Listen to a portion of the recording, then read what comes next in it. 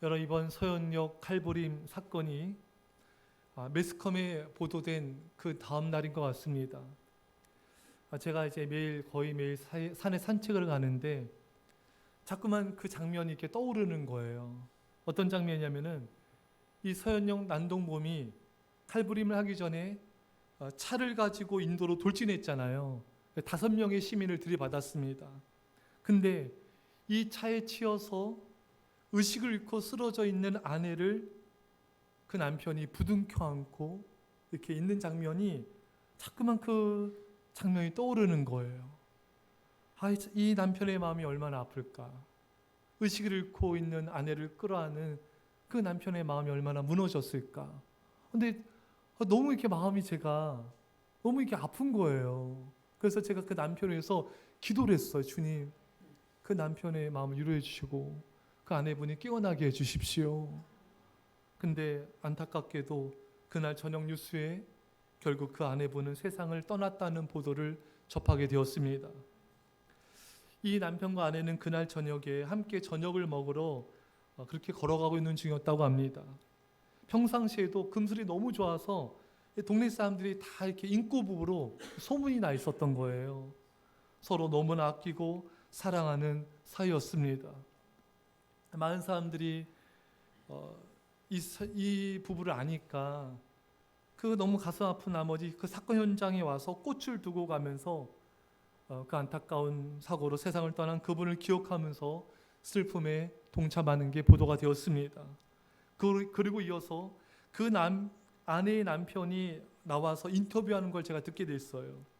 인터뷰 중에 아내를 잃은 남편분이 이렇게 말했습니다. 아내가 없는 세상은 단 한 번도 생각한 적이 없습니다. 그 인도에 차량을 맞는 펜스만 있었어도 이러한 사고는 일어나지 않았을 텐데, 너무 안타까우면서 마지막에 흐느껴 우시면서 하시는 말씀이 더욱 가슴 아프게 다가왔습니다. 여보, 미안해. 내가 지켜주지 못해 미안해. 당신을 지켜주지 못해 너무 미안해. 그 고백을 듣는데 참 너무 마음이 너무 아프더라고요. 여러분, 우리 사회에 다시는 이런 일이 일어나지 않도록 우리가 간절히 기도할 수 있기를 축원합니다. 저는 그런 생각을 하게 됐습니다. 사람들은 눈에 보이는 사건 사고로 인해 사랑하는 사람을 지켜주지 못한 것을 슬퍼합니다. 하지만 우리는 눈에 보이지 않는 사탄과 죄의 공격으로부터도 우리 가족을, 우리가 사랑하는 사람들을 지켜줘야 되는 것입니다. 특히 남편은 아내를 지켜줘야 함을 오늘 성경을 통하여 하나님 말씀하고 계십니다. 오늘 본문에 지식을 따라 너희 아내와 동거하고, 아내에 대한 남편의 의무는 첫 번째로 동거하라는 것입니다. 매튜엔니는 다음과 같이 말하고 있습니다. 이는 불필요한 별거를 금지하는 것이며 기쁨과 조화 가운데 가지게 되는 상호간의 물질적이며 인격적인 교류를 의미한다. 그러니까 여러분, 이게 부부간에 절대로 불필요한 별거를 해서는 안 되고요. 또 각방을 써서도 안 된다고 하나님 말씀하고 계십니다. 고린도전서 7장 5절에 서로 분방하지 말라. 다만 기도할 틈을 얻기 위하여 합의상 얼마 동안은 하되 다시 합하라. 이는 너희가 절제 못함으로 말미암아 사탄이 너희를 시험하지 못하게 하려 함이라. 제가 이렇게 TV를 보면은 이게 연예인들이나 어떤 분들도 이렇게 운만한 경우들이 많이 있더라고요. 그러니까 그 많은 이유들이 있는데 대표적인 게 코골이 때문에 또 분방한 경우도 있는데, 그 고친 다음에 빨리 합해야 되겠죠. 다시 할게요. 고쳐서 함께 하십시오. 그래서 어떻게든 이렇게 수를 내서 같이 합하도록 하는 게 하나님의 뜻입니다. 길이 있을 거예요, 여러분. 코골이만이 아니라 여러 가지 이유가 있을 텐데 그것이 하나님의 뜻입니다. 지식을 따라 아내와 동거하라. 그런데 남편들이 아내에 대한 지식이 많이 부족한 경우들이 많습니다. 남편이 아내에 대한 지식이 없이 동거하면요, 아내를 힘들게 하며 어렵게 만들 수가 있습니다. 대부분의 남편들이 아내를 그래도 사랑하잖아요. 다시 하겠습니다. 사랑하잖아요. 그런데 남편이 아내를 하더라도 아내를 사랑함에 대한 지식이 없으면은 남편이 아내를 가장 힘들게 하는 존재가 될 수가 있습니다. 그래서 지식이 필요합니다.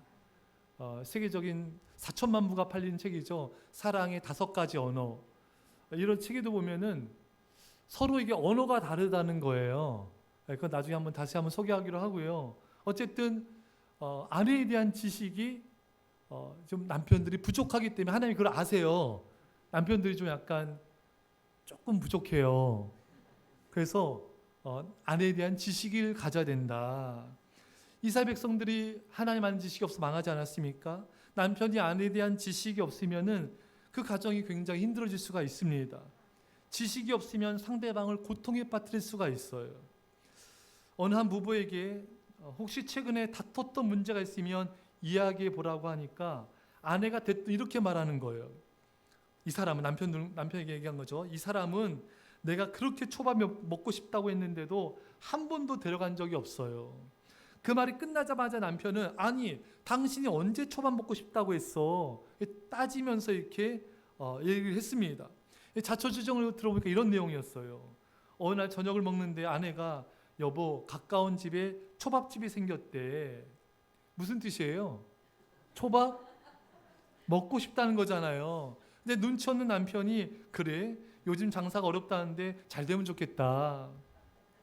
며칠 후에 다시 아내가 여보 오늘 그 초밥집 앞을 지나가는데 제법 차가 많던데? 그러니까 남편이 하는 말이 장사가 잘 되나 보네. 아유 다행이다. 이 남편의 귀를 뚫어야 돼요. 그 어느 날 아내가 여보 내 친구가 그 초밥집에 직접 가서 먹어봤는데 맛이 아주 괜찮대. 그러니까 남편이 하는 말이 주방장이 실력이 좋나 보네. 이 남편 어떻게 하면 좋을까요 여러분? 아내는 3번씩이나 초밥집에 가자고 언지를 주었지만 남편은 못 알아들은 겁니다. 남녀가 대화를 하는 것은 아주 중요한 의사소통이며 사랑의 전달 수단이 되지만 사랑이 깨지는 원인이 되기도 하는 것입니다. 왜냐하면 남자 여자의 언어가 많이 다르기 때문입니다. 남자는 말을 마음속에 담아두고 여자는 말 속에 담아놓는다고 합니다. 남자는 사실만을 이야기하지만 여자는 공감을 원합니다. 남자는 문제 해결을 위해 말을 하지만 여자는 마음이 후련해지기 위해 말을 합니다. 그렇지 않습니까? 예부 예배 때 아멘을 많이 하셨어요. 그러니까 여자분들은 남편이 공감만 해주면 되는데 남편은 그랬단 말이지 사실을 확인하고 문제 해결을 말하는 거예요. 근데 아내분은 문제 해결 안 해줘도 일단 공감을 많이 해주면 그거를 족하는데 남자들은 전혀 그런 공감 능력이 많이 좀 떨어집니다. 그런데 해결해줘야지 사랑 안 한 거 아니잖아요. 사랑한다고 해서 해결해주는 말을 애들 막 해주는 거예요. 근데 아내가 먼저 원하는 건 그게 아니잖아요. 먼저 공감을 해주고 잘 경청해주기 원하는데 듣기도 전에 해결책을 착착착 제시하는 겁니다. 그러니까 아내 더 열불나죠. 예. 아내들은 남편이 말귀를 못 알아듣는다고 불평하고 남편들은 아내가 도대체 무슨 말하는지 알아들 수 없다고 볼멘소리를 하는 것입니다. 그래서 아내의 말을 들을 때는요. 문제지를 대하는 수험생처럼 그 말을 대해야 된다. 예, 말 속에 담겨진 아내의 마음을 읽는 훈련이 필요하다는 것이에요. 아내의 말 속에 있는 의도를 캐치하라. 말 속에 담겨진 아내의 마음을 읽어주어라. 그러니까 남편들은 아내와 대화할 때는 다시 수험생이 돼야 됩니다. 예, 남자의 언어와 여자 언어가 이렇게 다른지 미처 몰랐던 남자들이 많이 있다는 것이에요. 남자들에게는 여자의 언어가 아직도 풀리지 않는 미스테리. 예, 그래서 항상 수험생이 이 저자의 의도가 뭔지를 파악해야지 시험 문제가 풀리잖아요. 저자 의도를 모르면 안 돼요. 그 아내분들의 그 저자의 의도를 파악한 은혜가 임하기를 축원합니다. 아내가 남편을 알고 남편이 아내를 안다면 부부싸움을 하더라도 부부 관계가 위태롭지는 않는데 또 이것은 어떤 뜻이 있냐면 아내와 남편이 서로 상대방 행동 방식 이해하지 못한다면 부부싸움은 위태로울 수 있음을 의미하기도 하는 것입니다. 아내를 잘 이해하려면 아내에 대한 지식을 가져야 된다 했습니다. 다음 사실도 중요해요. 여자는 하루에 평균 6천에서 8천 단어를 말하고 의사소통을 위해서 8천에서 1만 개의 제스처, 표정, 머리 끄덕임 이외에 추가로 2, 3천 개의 소리를 사용한다 합니다. 굉장히 복잡합니다. 이렇게 볼 때 여자는 자신의 메시지를 전달하기 하루 평균 2만 개 이상의 의사소통 언어를 사용한다고 합니다. 이에 반해 남자는 굉장히 단촐합니다. 단순해요. 남자는 하루 2, 4천 개의 단어, 2, 3천 개의 몸짓 언어, 1천 개의 소리만 사용하면 된다 이거예요. 하루 약 7천 개의 의사소통 단어를 사용하는데 여자에 비해 3분의 1에 불과합니다. 그러니까 남자는 굉장히 단순합니다, 여러분. 그렇죠? 예. 그래서 이러한 언어 사용의 차이는 하루 일과가 끝나고 남편과 아내가 가정에서 만날 때 더욱 분명해진다는 거예요. 남편은 직장에서 사회생활에서 이미 7천 개 의사소통을 다 단어를 사용한 거예요. 그래서 피곤한 남편은 이제 집에 와서 100년 동안 잠자는 숲속의 왕자가 되고 싶어요. 하지만 아내는 다릅니다. 아내가 직장에서 사회생활에서 이미 7천 개 의사소통 단어를 소진했다 하더라도 아내에게는 아직도 1만 3천 개의 의사소통 단어가 남아 있습니다. 그걸 사용해야 돼요. 특히 아내가 전업주부이고 말을 충분히 안 할 경우에는 이제 2만 개가 남은 거죠. 남편은 각오하고 직장에서 돌아오셔야 돼요. 하지만 오히려 아내가 피곤이 남편보다 귀상일 수 있어요. 자녀들 보는 게 굉장히 보통 일이 아니잖아요. 집안일은 집안 살림 안 하세요? 네, 끝이 없잖아요. 그래서 핵심은 남편은 침묵으로 스트레스를 풀고자 하고 아내는 남편과 달리 말을 함으로써 스트레스를 풀고자 한다는 것입니다. 침묵을 원하는 남편은 아내의 수다가 귀찮고 아내는 말을 많이 하는 것 자체가 스트레스 해소가 되는 것입니다. 그러나 아내는 남편의 침묵을 감당하지 못하고 남편은 아내의 수다를 감당하지 못합니다.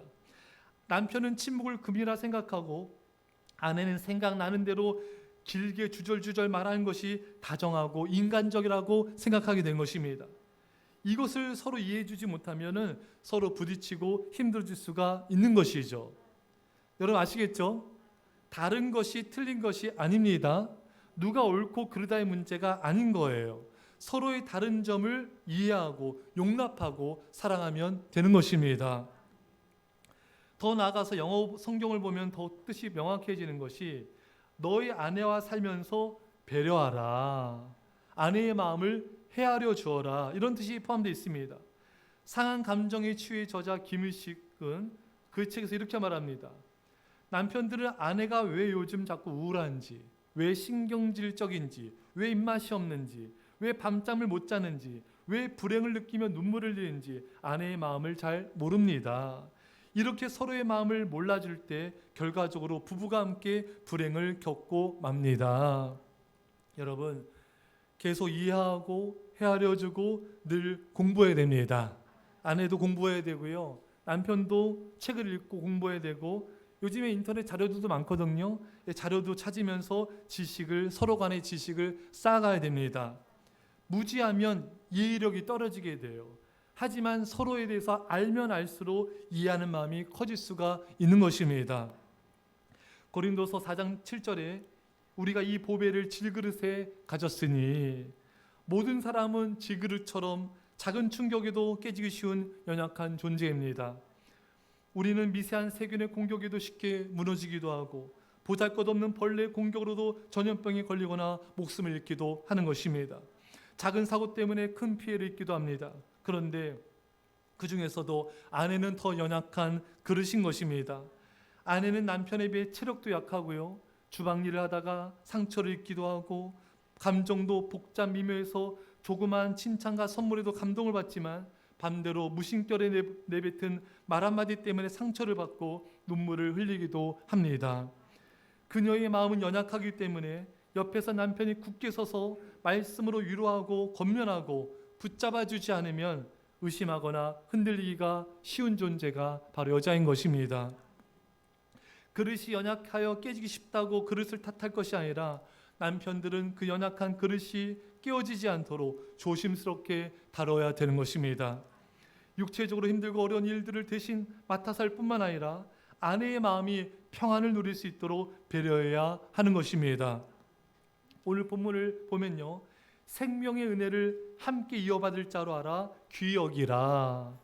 생명의 은혜, 영원한 생명을 아내도 함께 상속을 받기 때문에 귀하게 여기라는 것입니다.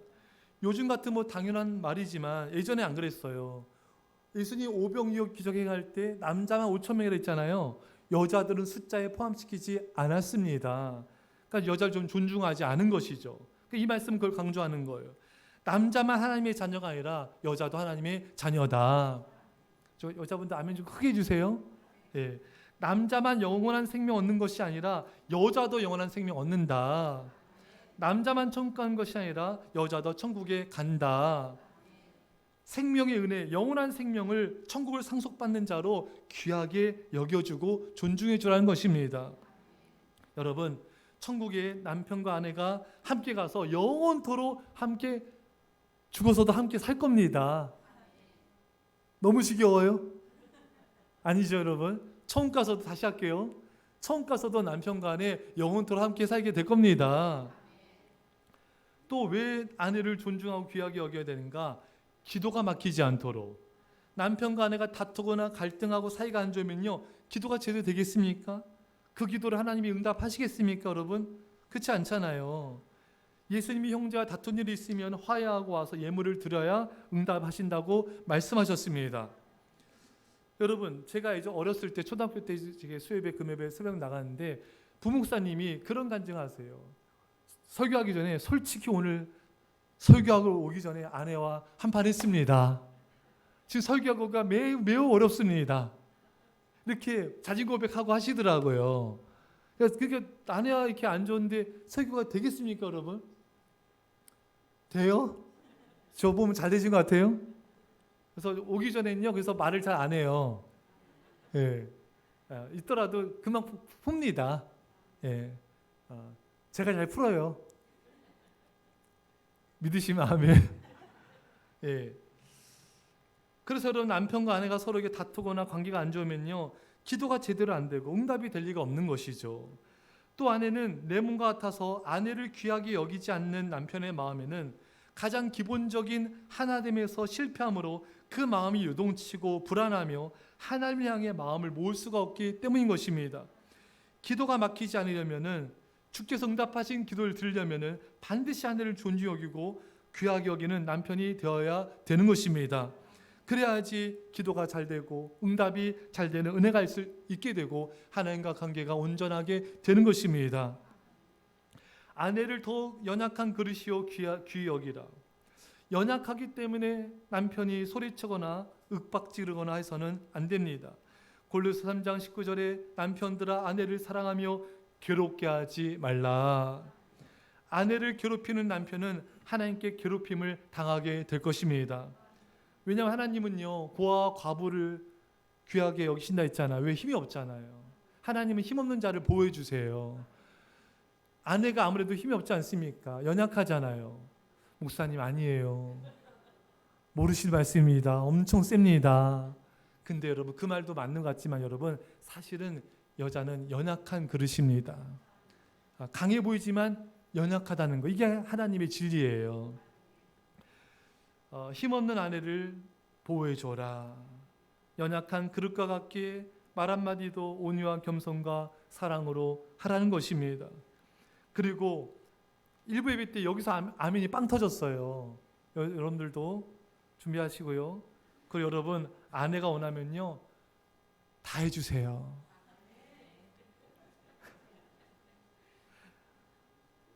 성경에 위배되지 않는 한, 성경 위배되지 않는 한, 웬만하면은 아내의 말을 따라주지 않으면 아내는 상처를 받고 얼굴에 기쁨이 사라집니다. 그러면 남편도 행복하지 않아요. 남편은 아내를 사랑함으로 아내가 기쁘고 행복해야 행복해지는 존재입니다. 아내가 얼굴에 기쁨이 없고 행복하고 기쁘지 않으면요, 남편도 불행해져요. 내 가장 가까운 아내를 행복해 줄 수 없는 무능력함과 죄책감에 시달리게 되기 때문인 것입니다. 아내가 짜증내고 화내는 것은요, 나를 더 사랑해달라는 사인인 것입니다. 남편 사랑을 많이 받은 아내는요, 얼굴이 밝아집니다. 얼굴에 빛이 나게 돼요. 그래서 남편은 아내의 얼굴을 볼 때 밝거나 이렇게 기쁨이 없으면은 아내를 탓하지 말고, 아내 여보 좀 화장도 하고 좀 바르기도 하고 이렇게 탓하지 말고요. 아, 내가 아내를 기쁘게 못했구나. 내가 죄인으로서이다. 아내를 이렇게 기쁘게 해줘야 돼요. 여러분, 아내가 때로는 이렇게 막 짜증내고 소리 지르고 감정 기복이 심할 때가 있어요. 그때 저 여자가 왜 저러나 그러지 마시고, 아, 연약한 그릇이구나. 내가 품어줘야 되겠다. 또 어떤 사람이 어떻게 안 부딪힐 수 있겠습니까? 그렇잖아요, 여러분. 그런 가정은 여러분 션과 정희영 씨밖에 없어요. 예, 안 부딪힐 수가 없습니다, 여러분. 예, 그 가정은 특별한 은혜예요, 여러분. 대부분 그렇지 않습니다, 여러분. 예, 논리적으로 이렇게 따지면요 더 상처를 받게 돼요. 서로가 남편이 잘했어도요 아내한테 내가 미안해, 내가 더 잘할게, 이놈의 주둥이가 문제야, 침묵했어야 되는데 내가 그때 미쳤나 봐. 그러면 져주면 돼요, 여러분. 져주는 것이 이기는 겁니다. 그리고 누가 이길 필요가 뭐가 있겠습니까? 그렇잖아요, 여러분. 이겨서 상처뿐인 영광이 뭐가 필요가 있겠습니까? 아내가 말도 안 되는 말해도요 그냥 품어주고 그냥 미안하다고 하고 더 잘해주겠다고 사랑한다고 하면은 다 해결된 거 아니겠어요, 여러분? 말해서 여러분 싸워서 이긴다고 해서도 좋은 게 아니잖아요, 여러분. 해결이 중요한 거지 누가 옳고 그러다가 중요한 게 아니잖아요.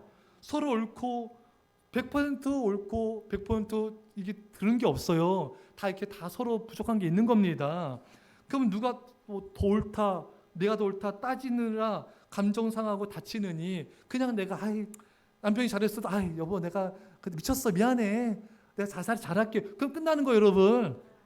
예, 서로 뭐 이겨서 상처뿐인 영광 필요 없는 겁니다. 법정도 아니잖아요, 여러분. 그냥 아내도 마찬가지. 아내도 내가 오라도 남편한테 뭐 내가 요즘에 내가 좀 기분이 안 좋아, 날씨도 이렇고 내가 여보 내가 미안, 내가 잘할게, 당신 최고. 그럼 끝나잖아요. 가기 싫어요?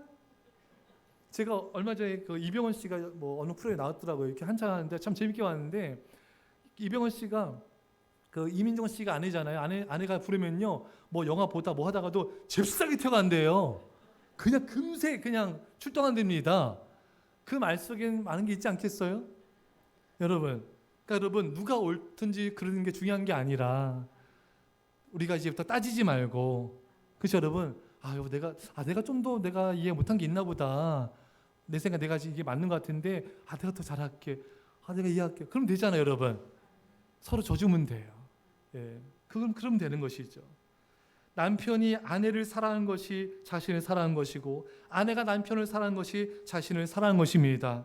왜냐하면 아내와 남편은 하나이기 때문입니다. 창세기 2장 24절에 남자가 부모를 떠나 그의 아내와 합하여 둘이 한 몸을 이룰지로다. 남편과 아내는 서로 하나입니다. 예, 여러분 하나예요. 그래서 왜 나만 참아야 돼? 왜 나만 손해보는 것 같고, 나만 희생하는 것 같고, 저 사람은 나를 참아주는 것 같지도 않고, 그런 경우를 제가 많이 봐요. 아니, 여러분, 남편을 사랑하는 게 자신을 사랑하는 것이에요. 그러니까 손해보는 게 아닙니다, 여러분. 또 아내도 남편을 사랑하는 것이 자신을 사랑하는 것입니다. 그러니까 희생하는 게 아니에요. 왜? 하나이기 때문에 그렇습니다. 이 진리가 놀라운 겁니다, 여러분. 왜 나만 참아야 돼? 왜 나만 이해해야 돼? 내가 언제까지 나만 이렇게 희생해야 돼? 그건 너무 성경의 진리를 모르는 거예요.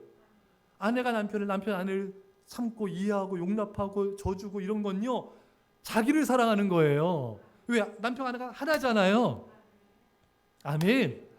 하나입니다, 여러분. 남편 사랑이 나 사랑, 아내 사랑이 나 사랑이에요. 떨어진 게 아닙니다. 근데 자꾸 이분법적으로 이렇게 따로 떨어뜨려서 보니까 성경의 진리를 적용을 안 하니까 힘든 거예요. 왜 나만 참아야 돼? 왜 나만 희생해야 돼? 그게 아니라는 거예요. 서로를 향한 희생과 섬김이 자기 사랑인 거예요. 할렐루야. 이 진리를 알지어다. 미국에 한 중년 부부가 있었는데 그만 아내가 수술이 잘못되어 실명하고 말았습니다. 그 후 남편은 매일같이 아내의 직장까지 아내를 출근시켜주고 하루 일과가 끝난 후에는 집까지 바래다 주었습니다. 근데 어느 날 갑자기 남편이 아내에게 서로 직장이 너무 머니까 혼자 출근하라고 말하는 거예요. 이 말을 듣고 아내가 남편에게 너무 섭섭한 거예요. 섭섭하지 않겠습니까, 여러분? 아내가 앞이 안 보이는데 이제 각자 가자고 직장 오니까 안 섭섭하겠어요? 예? 아, 괜찮아요? 그러니까 이 아내가 너무 배신감까지 느껴지더래요. 그래서 막 눈물이 막 나더래요. 그래서 이를 악물고 내가 혼자 잘할 수 있다, 잘 살 수 있다. 그 다음부터 막 결심을 하고 혼자 출근하기 시작했습니다. 지팡이를 짚고 버스를 타고 하면서 많이 넘어지기도 하고 많이 울기도 하면서 혼자 다니는 훈련을 하기 시작하였습니다. 그리고 어느 정도 익숙해진 2년 후에 버스 운전기사가 어느 날 이 부인에게 이렇게 이야기를 하는 거예요. 아주머니는 참 복이 많아요. 매일 남편이 버스에 함께 있어주고 부인이 직장 건물에 들어가는 순간까지 지켜보다가 등 뒤에 손을 흔들어주는 보이지 않는 격려를 해주니까요.